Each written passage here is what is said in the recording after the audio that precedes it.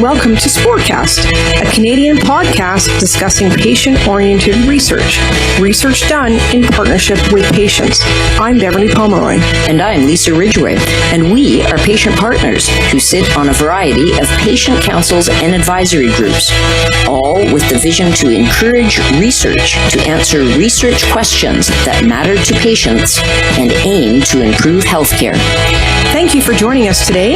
We hope you will be inspired to get involved and create your own impact in order to support healthcare research be more relevant and meaningful. Please enjoy the show.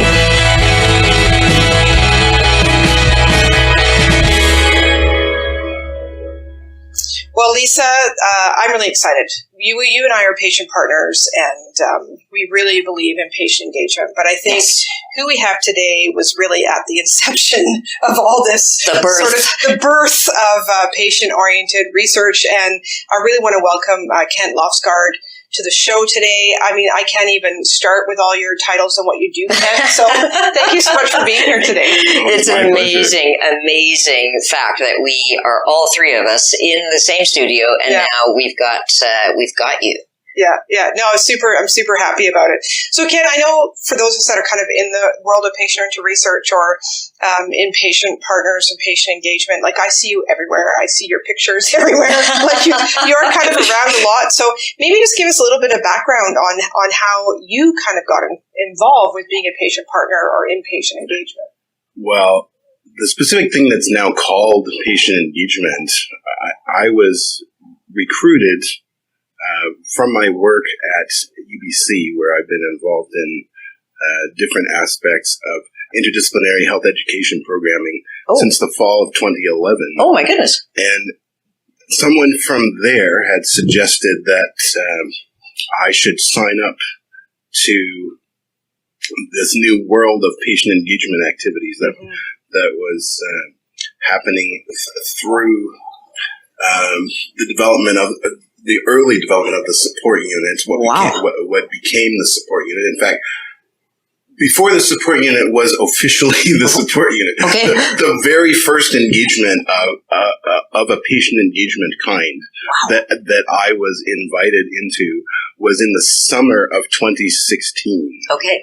And at that time, ironically enough, the gathering was specifically to discuss fair compensation standards for engaged patients. Excuse me. A conversation that continues to this very day. Ongoing. Which was strange to me because I have been working in the things that I do in healthcare and communications for a long time, long before the term patient engagement was ever being used. Okay.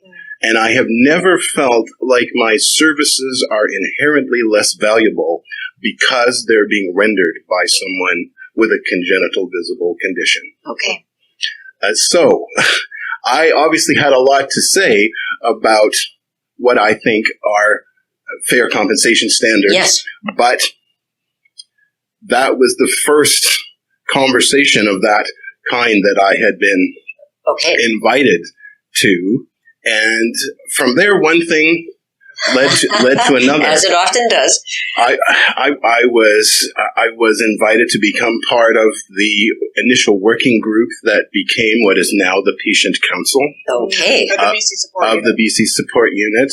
I was essentially the presented founding patient. Wow.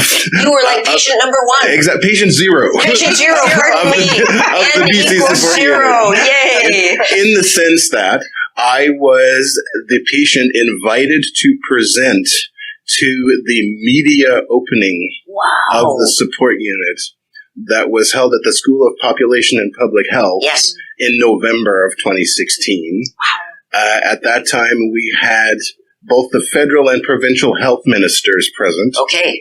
And I was very disappointed by my journalistic colleagues because rather than take advantage of their encouraged opportunity to inquire about the plan for the support unit, they instead took advantage of the captive audience of the health ministers to grill them on the opioid crisis. Oh, hijacking the event.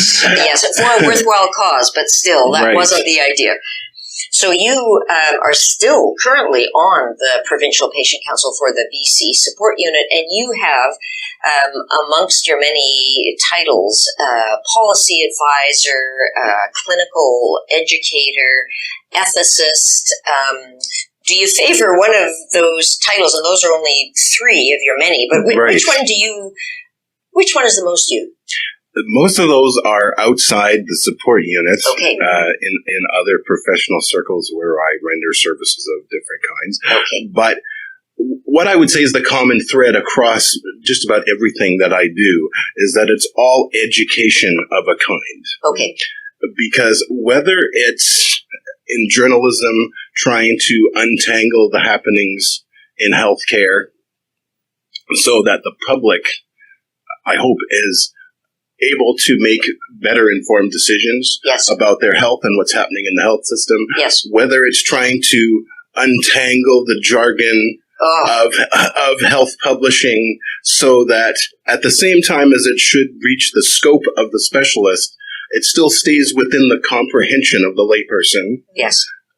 Whether it's teaching the clinical care employees that we have that come into Vancouver Coastal Health and helping them to get oriented to the idea of patient-centered care and interdisciplinary care, whether it's navigating the whole thing of interdisciplinary research teams now where we have not just patient partners and not just research partners, but also clinician partners and policymaker partners, many of which are not particularly good at knowing what each other does. All education of a kind. And it's all education of a kind. Yeah. So I'm curious, Kent, because you've been part of the patient-oriented research world, like you just mentioned, like from the outset, right at the beginning. And so that was 2016. We're now 2019, sort of rounding out the year. What have you seen change or evolve or shift within those last couple of years? Like, what stands out for you that we've made progress, or have we made progress? I think we really have made progress in the sense that from CIHR down, at least into the provincial and federal health ministries. Okay. If you ask any of those staff members, they will tell you that patient-oriented research is increasingly becoming just best practices research. Yes. If you go beyond that circle, you will very likely find that there is additional evangelization and discipleship yet to be achieved. Oh, yet to be achieved. I like that. So within our own lane or our own swimming pool, it's there. But once you step outside of the Canadian Institute of Health Research into other areas of healthcare, what you're saying is it's not there yet. We haven't got there yet. It's not there yet. Okay. And it has been surprising to me the degree to which there still are people who don't consistently believe that research on people should be research for or with people. Shame on them. Why do you think there's that pushback? Like, I'm curious, right? Like, why is there still that pushback? I think it may be because there are researchers that have gotten all too comfortable inside their scientific silos. Okay. And they don't necessarily relish the idea of being accountable to what I call a benevolent system of checks and balances, because they don't really want to have to identify a patient benefit to their outcomes. Okay, they've gotten comfortable, the complacency of the energy. So you put yourself out as a patient partner at many different levels, obviously the BC support unit, but also many national levels, and you've got a fairly new role as the co-chair of the strategic advisory panel for CIHR. What does that entail? Do you consider yourself, as a result of that, do you consider yourself a health leader? I think that I have been a health leader of a kind for quite a few years now, through no real aspiration of my own. Okay. I think one of the ways that I have been able to offer a kind of health leadership is just by being present and being one of the only people of my kind who does exactly what I do. Okay. Because even though there are now, thankfully, many more increased opportunities for journalists in general, Yes. who are people with visible congenital conditions, Yes. there still are not a whole bunch of healthcare professionals or specialists in communication or education, in healthcare specifically, that are also people with visible congenital conditions. Yes. But what I always say to my colleagues that I have mentored up through the broadcast journalism industry is that part of how we can make it more normal for people with visible congenital conditions to be properly, widely regarded as meaningful professionals, how we make that more normal is just to keep showing up. Yes. That could be almost 90% of the game. Just keep on showing up. Yeah, and I think you're really playing that leadership role because I do see you showing up, and I think it's remarkable that you put the kind of energy and into that. And so we talk about leadership, as patient partners, and you just talked about it as well. And we kind of have discovered this term, moral courage. And I'm curious from your sort of perspective, like, because we believe that patients, like you mentioned, should be involved for and with research. So when we're talking about moral courage in the healthcare research world, are we looking at a long game? Like we talked about, we're now 3.5 years in. Is it a long game? And then you are showing up, like we talked to Christina Krause from BC Patient Safety Quality Council, and she talked about showing up as well. Like how do you maintain that sort of energy? I think that it is just a matter of showing up, and I think that it is also a long game, and it's a long game that those of us who have been showing up have been playing for a while. I was going to say, you've been playing for a long time. You actually defined the rules. I think you actually defined the rules of play. I think you wrote the book of that. Yes. Exactly. Yeah. So, yes, I think that on one hand, I think we do have a responsibility to make sure that a diversity of voices are invited to the table. And I think that we have a responsibility to make it as possible as we can to facilitate the participation of those voices at the table. Yes. But beyond that, then the responsibility falls on those individuals from whatever sector they may come to act on that invitation and tell us what they need to make their participation meaningful and to make it possible for them to show up and contribute as best they can. And how do you think we can do that? I think that we can do that partially by continuing to ask ourselves who's not at the table. Who are we missing? Right. And the Aboriginal community has become a big part of that conversation. But an issue that occurs to me that I think is a little bit concerning and might be a bit of a cautionary tale for the rest of us who are addressing aspects of diversity is that at the same time as we don't want Aboriginal representation and our ongoing desire for it to risk casting other perspectives more into the shadow, across the spectrum of diverse voices. At the same time, we don't want to make the mistake of thinking that any Aboriginal perspective is every Aboriginal perspective. Yes. The cautionary tale that every patient is told you do not represent all patients, you represent yourself. Yeah, for sure.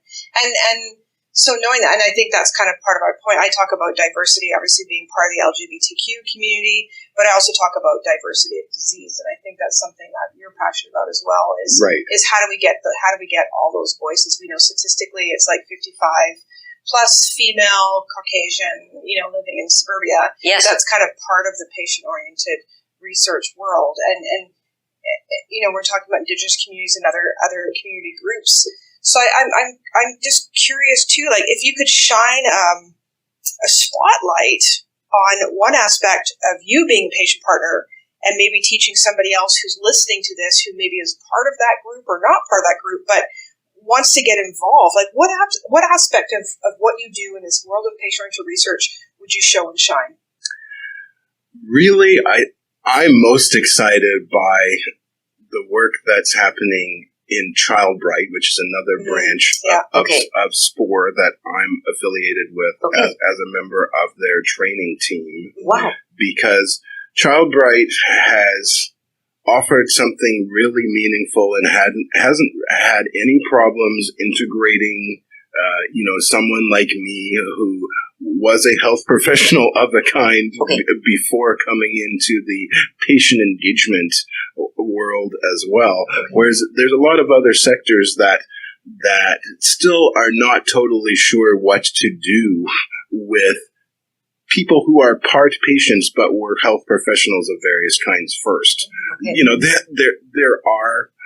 There are a few of us floating around in on the Lower Mainland, and I'm certainly doing everything I can to try and invite and to create more of those kinds of professionals to come to the table. But one of the things that we're doing in Childbright is we're developing some programming that we hope will help youth with various kinds of congenital neurological conditions who might have an interest in pursuing patient-oriented research professionally or some other aspect of the health system to be mentored into the health system. Yes. That is really exciting. I can see why that creates the passion in you, because addressing the putting the spotlight on youth, on children, on the families that are dealing with children that perhaps have congenital issues. That's where the spotlight will really stay, I hope, because that speaks volumes for where we should be going. Yeah. I like to say that I've spent a lot of my professional life essentially showing up in places that I wasn't really expected to be able to be and able to do things that I wasn't really expected to be able to do. But I want to change that situation for the next generation. Okay, so you have 100%, perhaps 150% of your energy going into patient-oriented research, and you have intentions, and you have knowledge and lived experience. But our provocative question, because we always ask one on SPORcast or two, is, are we changing the world? And can we, as patients, live with a slow speed of change? I think we are changing the world within the circumstances that we can control. Okay. But I think that it's too early at this point to tell what the longitudinal effect of change will be. Okay. Nevertheless, I like also to say that we shouldn't be so intimidated by everything we can't do that we forget to do everything we can do. Wow. Yeah, I think that's a really important statement. Yes. I think it's really important because I think it goes back to what your sort of spotlight show and shine too is around the mentorship and capacity building, and I do think it's missing in regards to patient partners and patient-oriented research in particular. Yes. Around capacity building. What do you see as key sort of ideas around that? The mentorship and capacity building? Like, what do we need to provide for patient partners? Or, I know health literacy, as we talked about that a little bit, and in our conversations before. I've been in healthcare prior to my role as a patient partner in research, so I have a health literacy. And sometimes when I'm invited to the table, I don't want to use this word, but sometimes I'm accused of people that want me at the table. It's like attracts like. I have health literacy, so they want me there because I'm an easier lift to bringing somebody in who doesn't have that. So what do we need to do to help build the capacity of others to get engaged? I definitely think that health literacy is part of it, but I also think that we need to be prepared to meet people where they are according to their own identified needs. Because there are many, many situations where I welcome the opportunity to mentor folks that are interested in whatever aspect of anything that I do. But that doesn't mean that I think that in order to be an effective patient entering into any aspect of advocacy or systems change in the health system, that you have to be able to do everything that I can do. True. Yeah. Okay, so we have lots of listeners, and perhaps one of them is out there and he's thinking, I'm a patient partner, I want to get involved in health research, I want to share my lived experience. What do you say to him? I say call the BC Support Unit. BCSupportUnit.ca. Yes, okay. And conversely, on the other side of that coin, what happens if you are out there as a listener and perhaps you're thinking, I'm a health researcher, I'm an academic, and I want to get patients involved in my research or in my teaching. What do you say to them? I say call the BC Support Unit. I say call Kent. Call Kent, actually. Yes, I say the individual to call is you, because my background is advocacy, and I'm professionally trained as an advocate.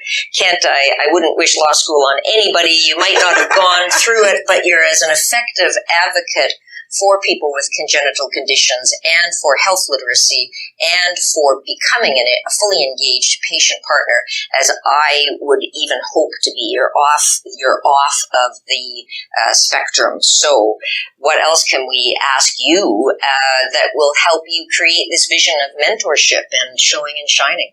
Well, that's very interesting.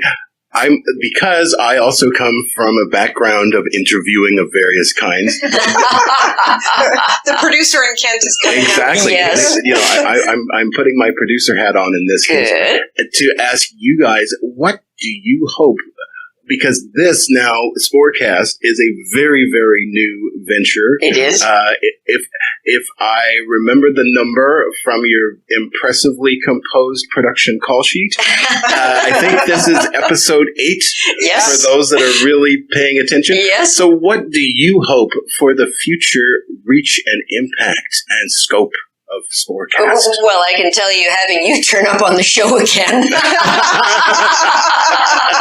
Sorry, this is too much of a love-in. Bev, what do we hope to accomplish, aside from tuning people in and making them aware that the patient-oriented world is multifaceted and everybody has to be approached from where they are to join this very, very big table?